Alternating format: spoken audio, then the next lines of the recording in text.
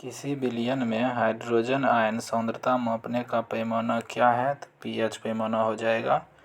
जल विद्युत का उत्पादन किस सिद्धांत पर कार्य करता है? ऑप्शन नंबर एम है गुरुत्वीय स्थितिज ऊर्जा। ऊर्जा संरक्षण सिद्धांत, गुरुत्वीय गतिज ऊर्जा, बर्नौली का द्रव्यमांकी। तो इसका आंसर हो जाएगा सी नंबर। जैसे कि गुरुत्वीय स्थितिज ऊर्जा और गुरुत्वीय गतिज ऊर्जा हो जाएगा जल विद्युत उत्पादन सिद्धांत पर कार्य करता। 3 नंबर में कूट दिया है जो कि मिलान करना है आपको। तो ऑडियोमीटर का संबंध हो जाएगा, देखिए, इस प्रकाश की तीव्रता से। फोटोमीटर का संबंध हो जाएगा फोटोस हो जाएगा प्रकाश की तीव्रता। और सी का हो जाएगा पिक्रोमीटर हो जाएगा तरल पदार्थों का विशेष गुरुत्व। पिक्रोमीटर का संबंध हो जाएगा तरल पदार्थों का विशेष गुरुत्व। और चौथा का हो जाएगा 1 नंबर पायर हीलियोमीटर का हो जाएगा सौर विकिरण। जो बचा है वही होगा। गिरने के दौरान बारिश की बूंदें कैसे गिरती है? तो देखिए, इसमें ऑप्शन एक समान गति से, एक समान वेग से, एक समान चाल से, एक समान त्वरण के साथ गिरती है।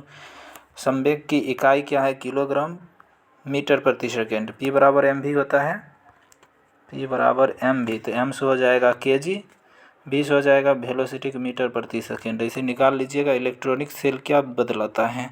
इलेक्ट्रॉनिक सेल हो जाएगा विद्युत ऊर्जा को रासायनिक ऊर्जा में परिवर्तन करता है। ठीक है, उसके बाद आ जाइए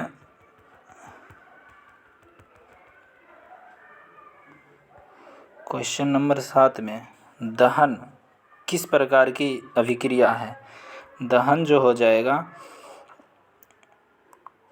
एक रासायनिक अभिक्रिया, ऊष्माक्षेपीय अभिक्रिया, ऑक्सीजन अभिक्रिया, अवकरण अभिक्रिया। दहन हो जाएगा एक रासायनिक अभिक्रिया, ऊष्माक्षेपीय अभिक्रिया और ऑक्सीकरण अभिक्रिया। अवकरण अभिक्रिया नहीं है।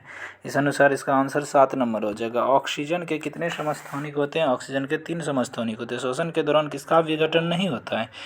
केवल विटामिन का विघटन नहीं, सॉरी, वसा, कार्बोहाइड्रेट, प्रोटीन और विटामिन। इसका आंसर चौथा हो जाएगा 1, 2, 4।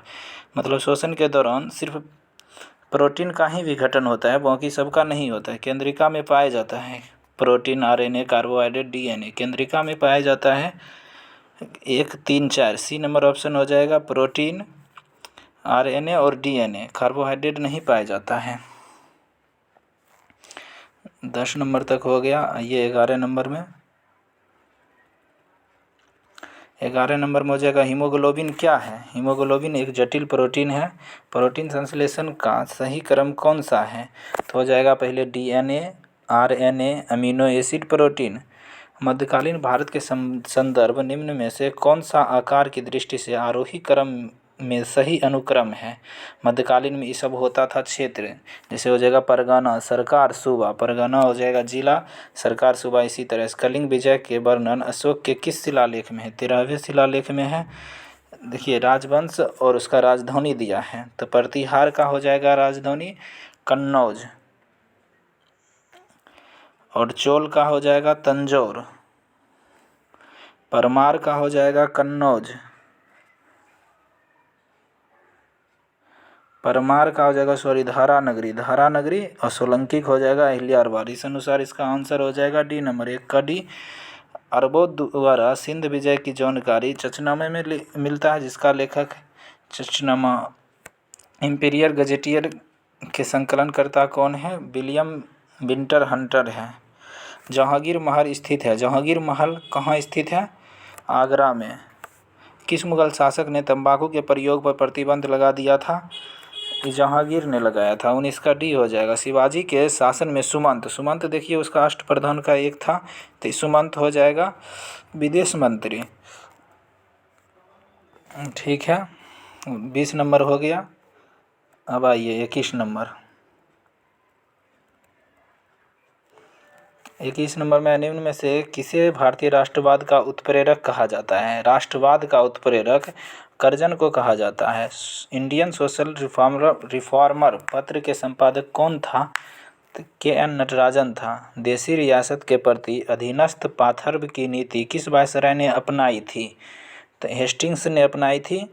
इंडियन रिपब्लिकन आर्मी की स्थापना की स्थापना किसने किया था? इंडियन रिपब्लिकन आर्मी है यहाँ, मास्टर सूर्यसेन ने किया था। इंडियन रिपब्लिकन आर्मी की स्थापना, तो इसमें हो जाएगा किसने नहीं था, तो मास्टर शूरसेन हो जाएगा। रूरल एक्ट पारित होने के समय भारत के वायसराय निम्न में से कौन था? रूरल एक्ट पारित हुआ था 1919 में। 1919 में कौन था भारत के वायसराय? चेम्सफोर्ड 1919 में। अरुंडेन समिति का संबंध किससे था? राजनीतिक सुधार से था। वर्ष 1946 में रॉयल इंडियन नेवी के नाविकों ने विद्रोह किया था। किस जगह से विद्रोह किया था? बम्बई से विद्रोह हुआ था।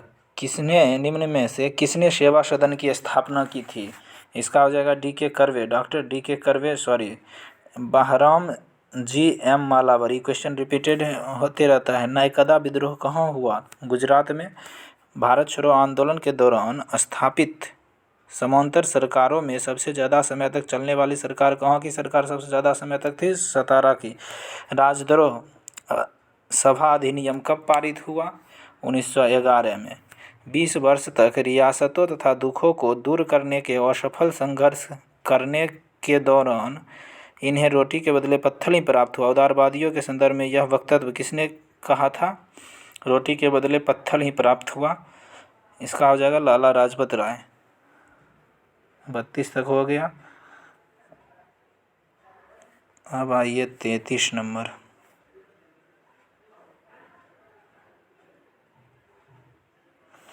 33 में कहता है राष्ट्रीय योजना समिति की स्थापना कांग्रेस के किस अधिवेशन के समय की गई? तो हरिपुरा अधिवेशन 1938। इसका अध्यक्षता सुभाष चंद्र बोस ने किया। 1857 के विद्रोह के समय निम्न कथनों में से कौन सा कथन असत्य है?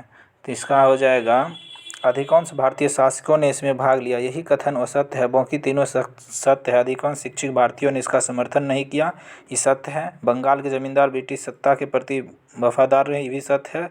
यह संपूर्ण भारत को प्रभावित न कर सका, बिल्कुल सही है। निम्न में से कौन बिहार के व्यक्तिगत सत्याग्रह से संबंधित नहीं था? इसका हो जाएगा गौरी शंकर सिंह। बाकी तीनों संबंधित था।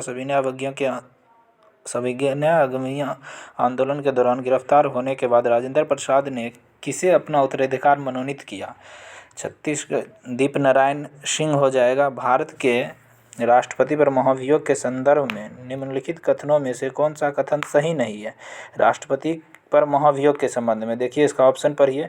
केवल संविधान के अतिक्रमण पर ही महाभियोग का प्रस्ताव लाया जा सकता है, ये भी सही है।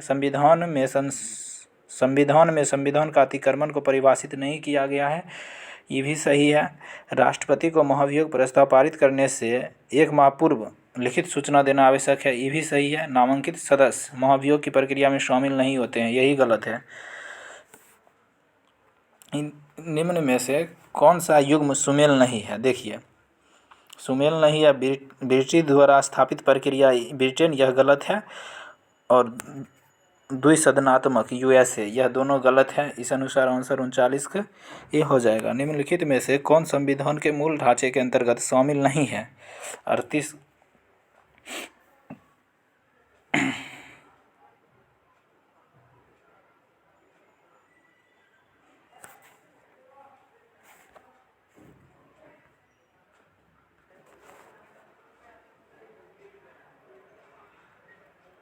आइए नेक्स्ट, निम्न में से कौन संविधान के मूल ढांचों के अंतर्गत शामिल नहीं है?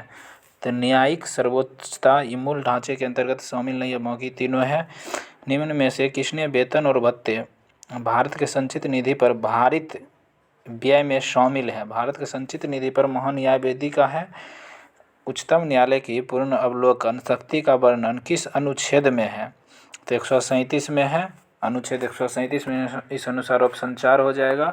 लोकसभा चुनाव के दौरान चुनाव प्रचार समाप्त हो जाता है।